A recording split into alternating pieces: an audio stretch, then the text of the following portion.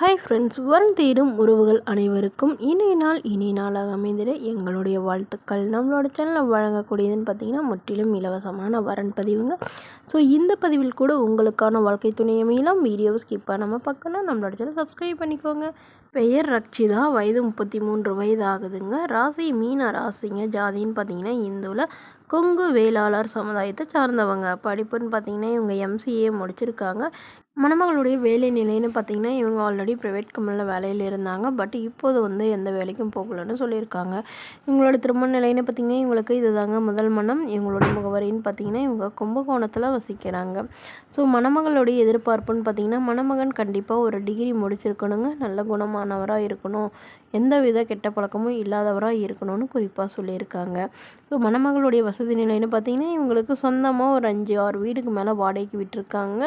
அது இல்லாமல் கொஞ்சம் நிலமும் இருக்கிறதாகவும் சொல்லியிருக்காங்க. இவங்களுடைய அப்பா தன்னோட பொண்ணுக்கு ஒரு 25 சவரன் நகை போடுறதாகவும், அது இல்லாமல் சீர்சனத்தெல்லாம் செய்வோன்னு சொல்லியிருக்காங்க. இவங்களுக்கு உடன் பிறந்தவங்கன்னு பார்த்தீங்கன்னா 2 அக்கா மட்டும்தாங்க. ஸோ இவங்களுடைய ஜாதகத்தில் ராகு கேது தோஷமும், அது இல்லாமல் தாரம் 2, அதாவது 2 திருமணம் அப்படிங்கிற மாதிரி இருக்குதுங்கிறதுனால தள்ளி போயிட்டே இருந்ததாகவும் சொல்லியிருக்காங்க. ஸோ இதுக்கெல்லாம் பரிகாரம் செஞ்சுட்டு திருமணம் பண்ணக்கூடியவராக வேணும்னு கேட்டிருக்காங்க. ஸோ ஜாதி எதுவாக இருந்தாலும் ஓகேன்னு சொல்லியிருக்காங்க. மேலும் தன்னோட ஃபோட்டோ கொஞ்சம் மறைச்சி போடுங்க, நேரில் கேட்குறப்ப கொடுத்துருங்கன்னு சொல்லியிருக்காங்க. இந்த மணமகளை உங்களுக்கு பிடிச்சிருந்தா கீழே உள்ள வாட்ஸ்அப் நம்பரை தொடர்பு கொள்ளவும்.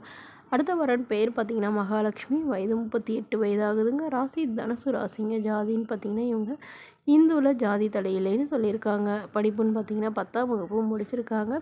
இவங்க டைலரிங் கடை சொந்தமாக வச்சு நடத்திட்டு வராங்க. மணமகளுடைய திருமண நிலைன்னு பார்த்தீங்கன்னா இவங்களுக்கு 2ஆம் மனம் தாங்க. ஸோ வரக்கூடியவருக்கும் செகண்ட் மேரேஜாக இருந்தாலும் ஓகே, ஃபஸ்ட் மேரேஜாக இருந்தாலும் ஓகேன்னு சொல்லியிருக்காங்க. இவங்க பெரம்பலூரில் வசிச்சுட்டு இருக்காங்க. ஸோ இவங்களுக்கு திருமணமாகி இவங்களுடைய கணவர் இவங்களை விட்டுட்டு வேறொரு பெண்ணால் திருமணம் பண்ணிக்கிட்டதாக சொல்லியிருக்காங்க. அவங்களுக்கு குழந்தைங்க இருக்கிறதாவும் சொல்லியிருக்காங்க. ஸோ இவங்களுக்கு குழந்தைங்க இல்லைங்கிற மாதிரி சொல்லியிருக்காங்க. ஸோ இதெல்லாம் ஏற்றுக்கிற மணமகனாக தான் வேணும்னு கேட்டிருக்காங்க. இவங்களுடைய அப்பா ப்ரைவேட் ஜாப்லேருந்து வீட்டில் தாங்க இப்போ இருக்காங்க. உடன் பிறந்தவங்கன்னு பார்த்தீங்கன்னா ஒரு அண்ணா ஒரு அக்காங்க. 2 பேத்துக்கும் திருமணம் ஆயிடுச்சுன்னு சொல்லியிருக்காங்க.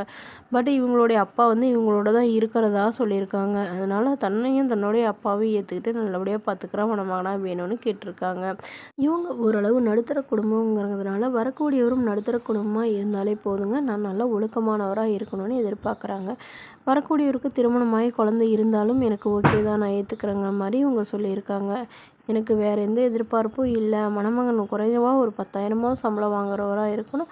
எனக்கு குறிப்பாக எந்த கெட்ட பழக்கமும் இல்லாதவராக இருக்கணும்னு கேட்டிருக்காங்க.